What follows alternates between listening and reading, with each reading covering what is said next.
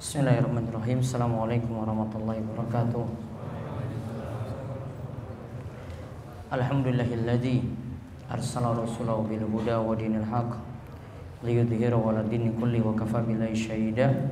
Wa asyhadu an la ilaha illallah wahdahu la syarikalah iqraran bihi wa tauhidan wa asyhadu anna Muhammadan abduhu wa rasuluh. Allahumma shalli ala nabiyyina Muhammad wa ala alihi wa man tabi'ahum bi ihsan ila yaumiddin. Allahumma inna nas'aluka ilman nafi'a wa rizqan thayyiba wa amalan mutaqabbala. Allahumma inna na'udzubika min zawali ni'matik wa tahawuli afiyatik wa fujaati nikmatik wa jami'i sakhatik. Baik, Bapak Ibu para jamaah sekalian, ikhwani fiddin wa akhwati fillah rahimani wa rahimakumullah. Kita bersyukur pada Allah atas nikmat dan karunia yang telah Allah anugerahkan pada kita sekalian, sehingga di kesempatan sore hari ini pada maghrib kita kembali akan melanjutkan pembahasan kita dari kitab Riyadhus Shalihin karya Imam Yahya bin Syarif An-Nawawi. Baik, kita lihat sekarang bab yang baru dari kitab Riyadhus Shalihin, masih dalam kitab Al-Azkar, bab 247, keutamaan halaqah dzikir, yaitu perkumpulan zikir dan ajakan untuk selalu mengikutinya, serta larangan untuk meninggalkannya jika tidak ada uzur. Pertama-tama nantinya disampaikan oleh Imam Nawawi di sini ayat Al-Qur'an. Saya hanya mengkaji untuk kesempatan kali ini ayat Al-Qur'an. Lalu nantinya kita akan lihat pembahasan setelah ini, nanti baru hadis-hadis yang nanti akan disampaikan oleh beliau. Kita lihat berkumpul-kumpul dengan yang rajin zikir. Allah Ta'ala berfirman, wasbir nafsaka ma'al ladzina yad'una rabbahum bil ghadati wal 'ashiyyi yuriduna wajha wa la ta'du 'ainaka anhum. Sampai di situ ayat yang dinukil oleh Imam Nawawi, yaitu dalam surat Al-Kahfi ayat ke-28. Dan bersabarlah kamu bersama-sama dengan orang yang menyuruh Rabb-nya di pagi dan senja hari dengan mengharap keridhaannya, yaitu keridhaan Allah, dan janganlah kedua matamu berpaling dari mereka. Ini satu dalil yang kita bahas kali ini untuk menunjukkan judul bab di atas tentang keutamaan halaqah dzikir, karena dalamnya itu berkumpul orang-orang yang berzikir kepada Allah. Kemudian ada ajakan juga untuk selalu mengikutinya. Nah, kita akan lihat penjelasan ayat, nanti ada penjelasan saking Ibnu Katsir dan juga nanti dari penjelasan Syekh Mustafa Al-Adawi. Lalu ada manfaat berteman dengan orang soleh, karena majelis zikir adalah majelis orang soleh. Di situ berkumpulnya orang-orang yang baik. Apa saja keutamaannya nanti kita akan lihat. Monggo dibaca penjelasan ayat. Penjelasan ayat. Ibnu Katsir rahimahullah berkata, duduklah bersama dengan mereka yang berzikir kepada Allah. Mereka bertahlil, bertahmid, bertasbih, bertakbir dan berdoa kepadanya pagi dan petang. Kumpullah dengan mereka, baik mereka itu fakir, kaya, kuat atau lemah. Disebutkan bahwa ayat ini diturunkan kepada orang-orang terhormat dari kalangan Quraisy, di mana mereka minta kepada Nabi SAW untuk duduk bersama mereka seorang diri dan tidak duduk-duduk bersama dengan orang-orang lemah dari kalangan sahabat seperti Bilal, Ammar, Suhaib, Khabab dan Ibnu Mas'ud. Untuk mereka kaum lemah tadi buatlah majelis sendiri. Allah pun melarang beliau SAW, dan Allah berfirman, wala tatrudil ladzina yad'una rabbahum bil ghadati wal 'ashiyyi, dan janganlah kamu mengusir orang-orang yang menyeru Rabb-nya di pagi dan petang hari.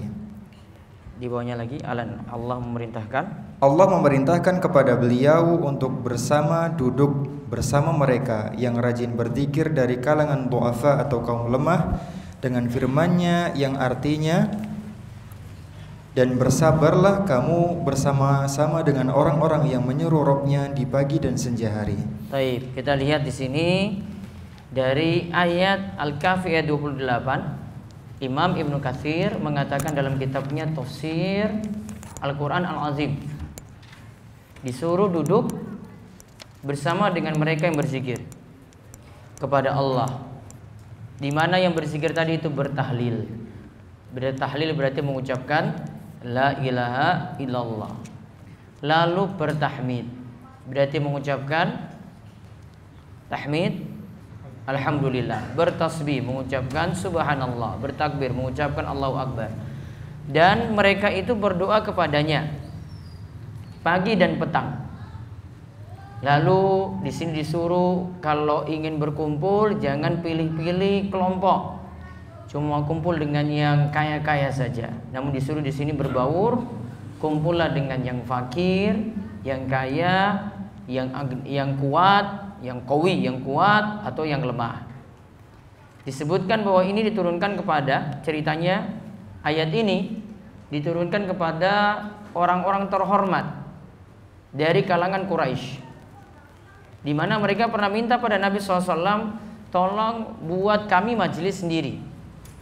Namun cuma spesial untuk orang-orang terhormat saja, tidak untuk yang lainnya. Jadi spesial untuk mereka, tidak boleh gabung-gabung dengan orang-orang yang miskin, nggak boleh.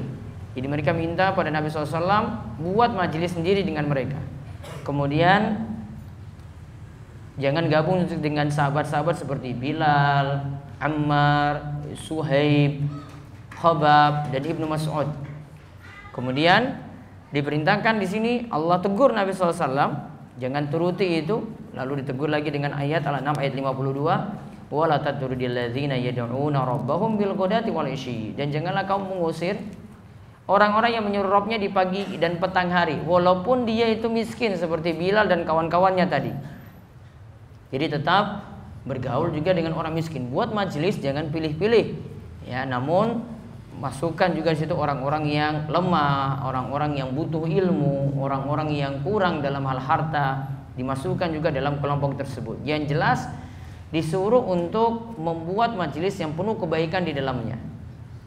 Jangan dispesialkan pada orang-orang khusus saja, namun buka lagi untuk orang-orang yang memang butuh ilmu dari kalangan miskin untuk bisa juga mengikutinya.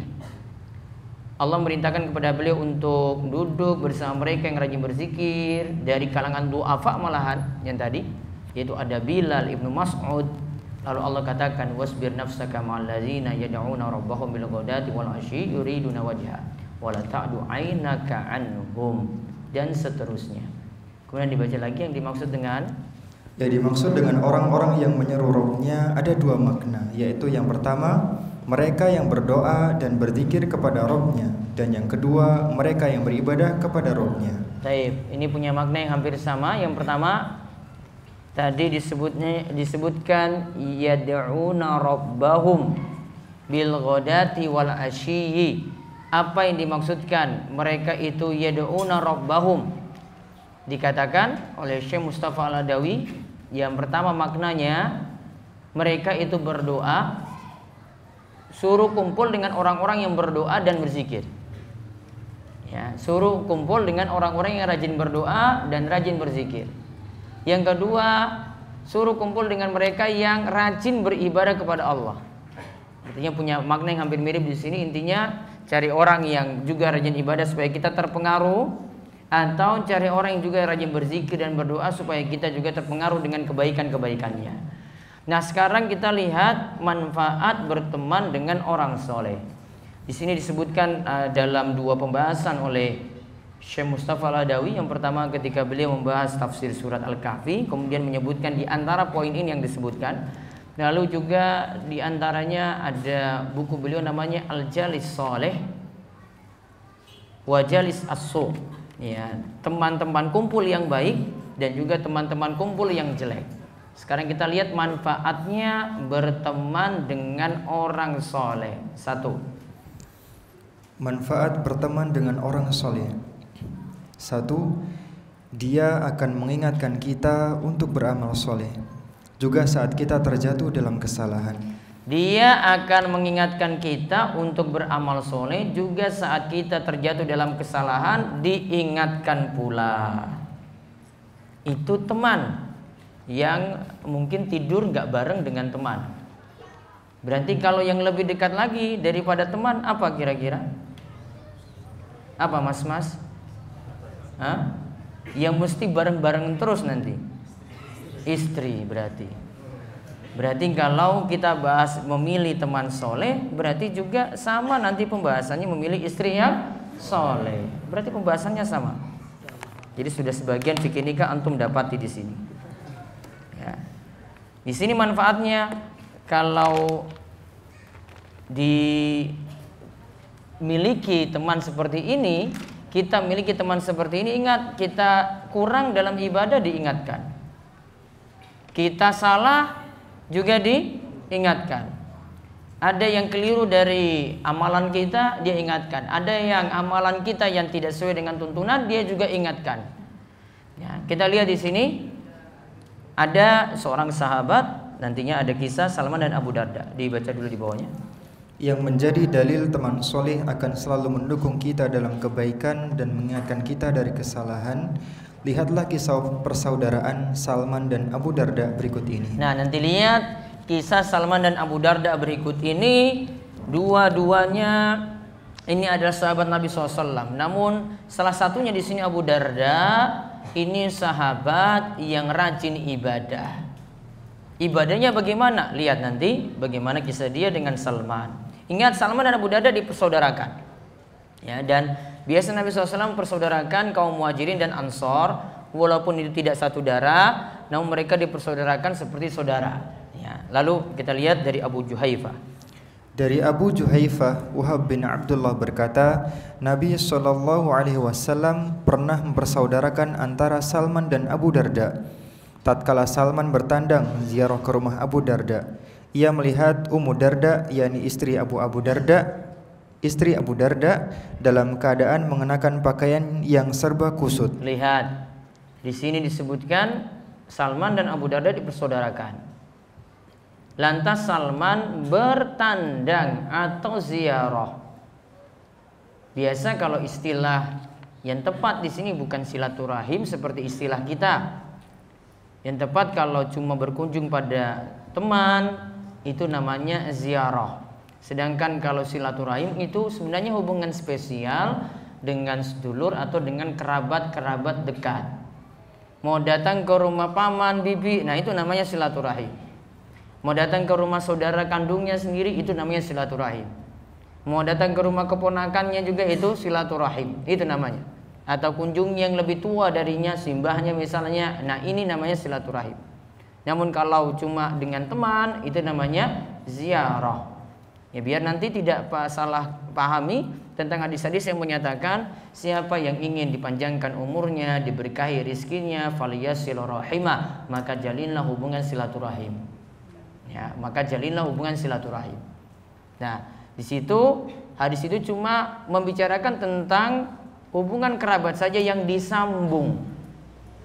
Ya, hubungan kerabat saja yang disambung. Penjelasan seperti ini dijelaskan oleh Imam Ibnu Hajar dalam kitabnya Fathul Bari. Beliau katakan ini cuma hubungan kerabat saja. Tidak dengan hubungan-hubungan dengan teman yang punya faedah dipanjangkan umur atau diberkahi rizkinya tadi.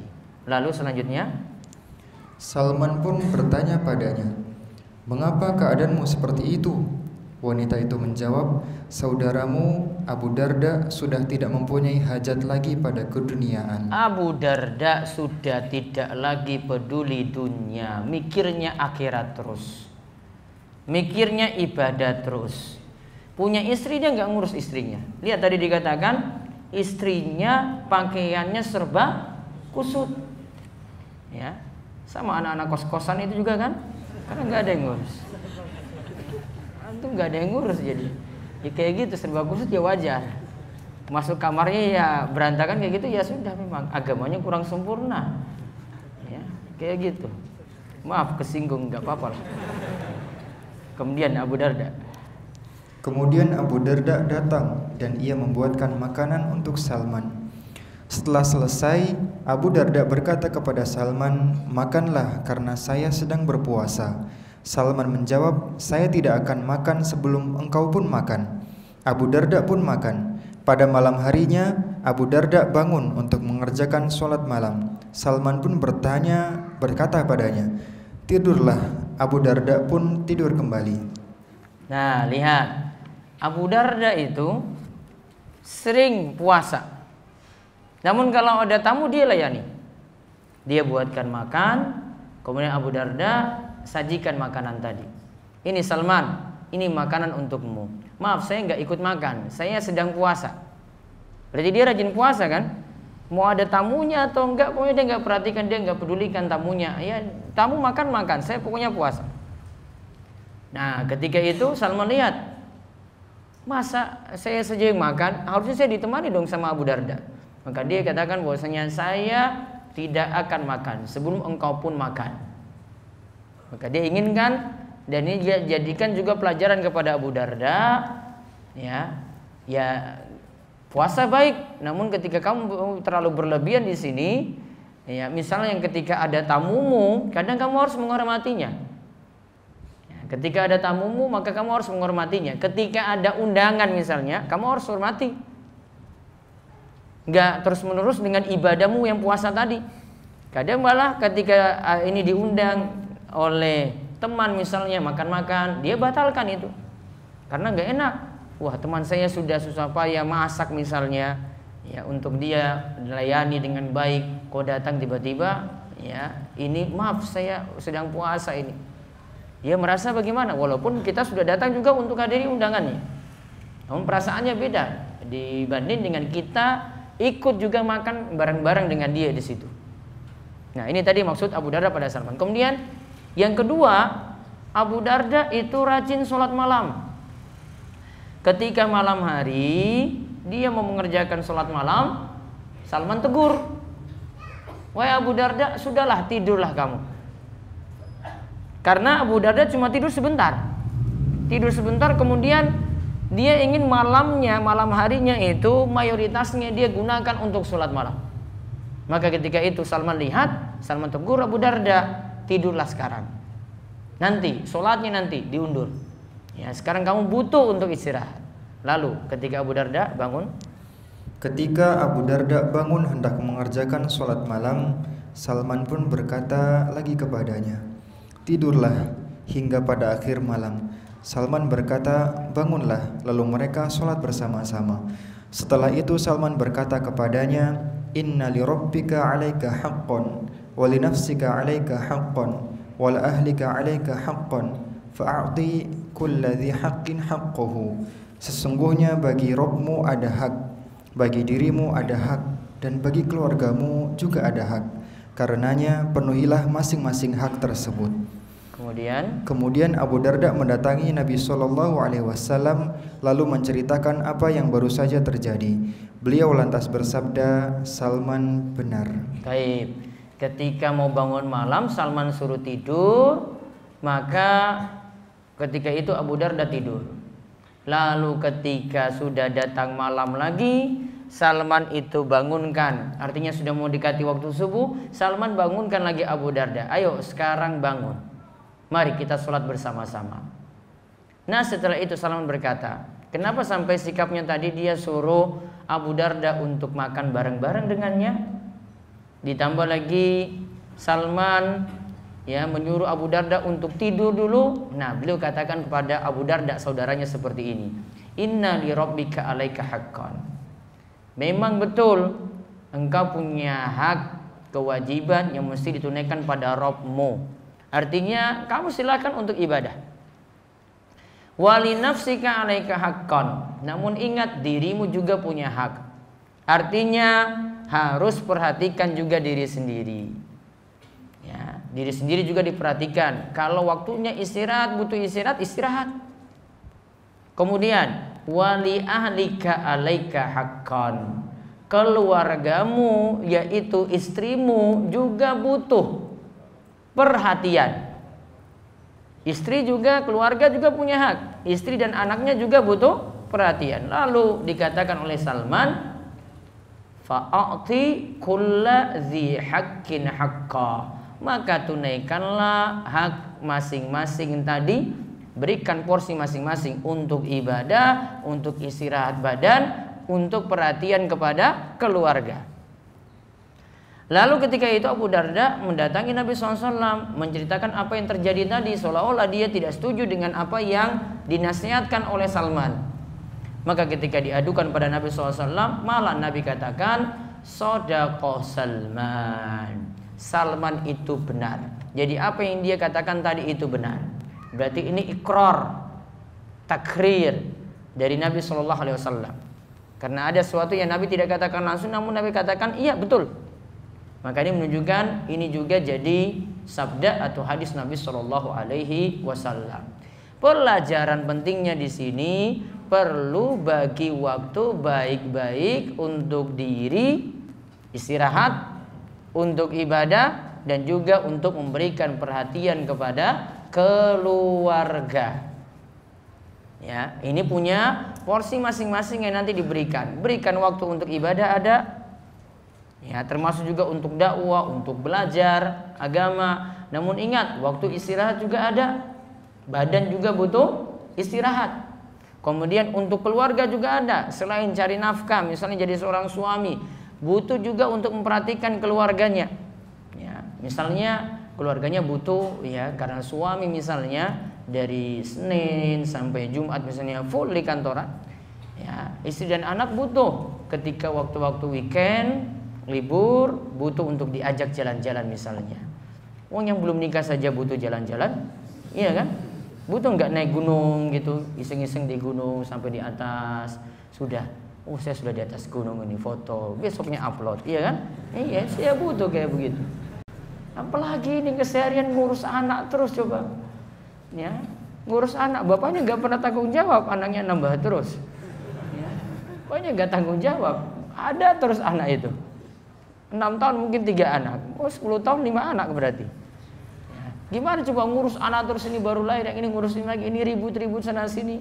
Ya, tentu ketika weekend suaminya ada, ya harusnya sibuk dan istri, bukan malah ini nanti ada suami yang kerjaannya senangnya dengan otomotif, yang ngurus motornya, ngurus mobilnya. Ada yang senangnya dengan alat pancing, ya mancing di kolam, kurang kerjaan.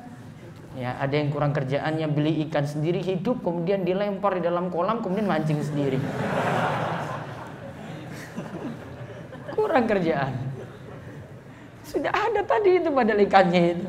Nongkrong situ seharian.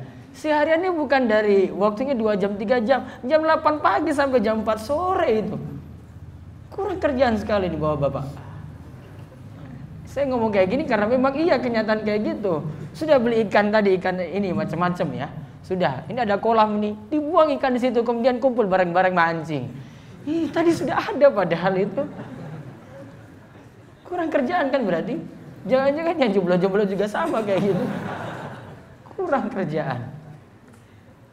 Ada waktu yang pas untuk dia dengan keluarga. Ini keluarga nggak diajak lagi, coba nongkrong dengan ikan saja. Ya. Nongkrong situ, ya Allah nikmatnya apa? Saya sebelum pernah kayak begitu. Kurang kerjaan aja kalau saya. Kayak nggak ada kerjaan lain. Cari manfaat bisa dengan keluarga itu jalan-jalan. Ini ada waktu yang diberikan, perhatian yang diberikan pada keluarga tadi. Berikan masing-masing. Kalau enggak, suami berarti tidak memenuhi beberapa kewajibannya nanti di sini. Yang tadi lihat Abu Darda saja tidak peduli pada istrinya. Istrinya bajunya kusut, coba lihat. Enggak dipedulikan sama sekali berarti.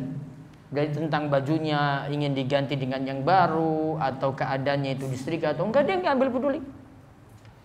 Pokoknya keadaannya istrinya kayak gitu. Saya pokoknya maunya, ya Abu Darda berarti maunya, saya pokoknya ibadah saja. Kamu ngurus dirimu sendiri di rumah. Berarti seperti itu maksud Abu Darda. Ditegur tadi oleh Salman. Enggak kayak gitu. Masing-masing ada porsinya. Puasa ya enggak terus-terusan kayak gitu dong. Ada waktu kamu layani tamu, kamu batalkan puasamu dulu. Ya, ada waktu untuk istirahat malam. Memang waktunya untuk ibadah nanti ada. Ya, kalau badanmu butuh istirahat dulu. Istrimu butuh perhatian juga di malam hari, layani istri dulu. Seperti itu. Ya, masing-masing diberikan porsinya tadi. Dan ini jadi dalil ketika sahabatnya keliru Abu Darda, ya ada diingatkan oleh temannya. Salman mengingatkannya. Ya, yang kurang ibadahnya diingatkan supaya rajin ibadah. Yang berlebihan di sini, ini kan berlebihan. Maka diingatkan lagi, oh jangan berlebihan seperti itu, ada masing-masing porsinya. Yang keliru dalam maksiat, ya, maka diingatkan lagi, oh kamu keliru kayak gitu, kamu tobat. Nggak boleh terus-terus dalam maksiat semacam tadi, diingatkan dengan temannya tadi. Nah itu fungsi teman yang pertama. Kemudian yang kedua, Manfaat yang kedua, dia akan mendoakan kita dalam kebaikan. Dari Sofwan bin Abdillah bin Sofwan, istrinya adalah Abu Darda binti Abi Darda. Beliau mengatakan, saya tiba di negeri Syam.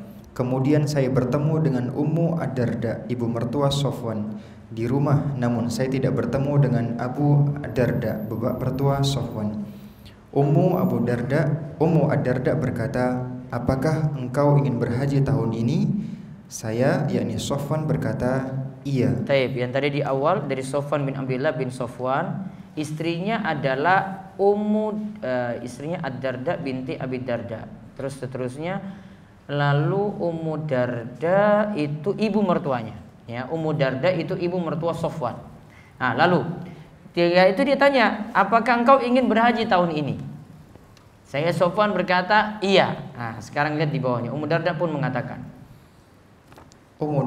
mengatakan, kalau begitu doakanlah kebaikan kepada kami, karena Nabi SAW pernah bersabda, da'watul mar'il muslimi li akhihi bi dhuhril ghaibi mustajabatun 'inda ra'sihi malakun muwakkalun kullama da'a li akhihi bi khairin qala al malakul muwakkalu bihi amina walaka bimithlin. Sesungguhnya doa seorang muslim kepada saudaranya pada saat saudaranya tidak mengetahuinya adalah doa yang mustajab atau terkabulkan. Di sisi orang yang akan mendoakan saudaranya ini ada malaikat yang bertugas mengaminkan doanya. Tatkala dia mendoakan saudaranya dengan kebaikan, malaikat tersebut akan berkata, amin. Engkau akan mendapatkan semisal dengan saudaramu tadi. Sofwan pun mengatakan, saya bertemu Abu Darda di pasar. Lalu Abu Darda mengatakan sebagaimana istrinya tadi. Abu Darda mengatakan bahwa dia menukilnya dari Nabi SAW. Taib. Ummu Darda ketika itu minta kepada Sofwan, jangan lupa kalau kamu itu berhaji, doakan kami. Berarti kalau dari teman dia yang baik, selain ini kan hubungan mertua dan mantunya. Berarti kalau dengan teman yang baik bisa seperti itu juga. Kalau temannya pergi umroh, temannya pergi haji, ya, dia minta, tolong jangan lupa doa-doa baikmu juga untuk saya. Alasannya kenapa di sini? Nabi SAW itu katakan, da'watul mar'il muslim, doa seorang muslim li akhihi, pada saudaranya, bi dzohril ghaibi, di saat saudaranya tidak mengetahuinya. Kan pergi haji, ketika berdoa di sana kan tidak tahu langsung. Bi dzohril ghaibi mustajabatun, doa itu terkabulkan. Ketika itu nanti ada malaikat yang datang, tugasnya untuk mengaminkan doa tadi. Dia misalnya di tanah suci saya, dia berdoa, ya Allah berilah kesehatan kepada teman saya. Maka malaikat tadi nanti akan datang kemudian katakan amin. Amin walaka bimislin. Amin, amin, ya Allah kabulkanlah, dan engkau juga akan dapat yang semisalnya. Engkau yang akan dapat juga semisalnya. Tadi doakan sehat, berarti juga mudah-mudahan dirimu juga sehat. Engkau doakan dia supaya dapat rezeki yang banyak, mudah-mudahan juga rezekimu banyak. Nah, ini dapati kalau berteman dengan orang-orang yang baik, apalagi orang-orang soleh ini rajin berdoa kepada Allah, seperti bahasan kita di sini. Manfaat yang ketiga, teman dekat yang baik akan dibangkitkan bersama kita pada hari kiamat. Dari Abu Musa radhiyallahu anhu, ia berkata, qila lin Nabi sallallahu alaihi wasallam, ar-rajulu yuhibbul qauma wa lamma yalhaqu bihim qal al-mar'u ma'a man ahabba. Ada yang berkata kepada Nabi SAW, ada seseorang yang mencintai suatu kaum, namun ia tak pernah berjumpa dengan mereka. Nabi SAW lantas bersabda, setiap orang akan dikumpulkan bersama orang yang ia cintai. Setiap orang akan dikumpulkan bersama orang yang ia cintai. Kalau dia berteman dengan orang-orang soleh, berarti akan dikumpulkan juga bersama dengan mereka pada hari kiamat. Kalau dia itu berteman dengan orang-orang yang jelek, ahli maksiat, sama juga nanti itu akan jadi temannya pada hari kiamat kelak. Nah, ini menunjukkan manfaat berteman dengan orang soleh tadi. Dan ini tadi saya singgung, lebih-lebih nantinya yang jadi teman keseharian, yaitu pasangan hidup, yaitu istri, juga punya tujuan bahkan lebih lagi daripada ini. Kalau tadi nggak tidur bareng, ya, tadi nggak jalan bareng. Kalau ini ada kewajiban yang dipenuhi, ada kewajiban masing-masing sebagai suami, istri nanti dipenuhi, ya. Dan ini semua berbuah pahala, ya, semuanya berbuah pahala. Sehingga tentu lebih diperhatikan lagi untuk memilih pasangan, bukan hanya sekedar memilih teman tadi. Kalau teman dia nggak ketemu setiap hari, mungkin waktu tertentu dia bertemu. Namun kalau dengan ini pasangan hidupnya, dia butuh untuk ditemani dan diingatkan. Ya, ketika salah ada yang ingatkan, ketika malas-malas untuk sholat ada yang bangunkan juga.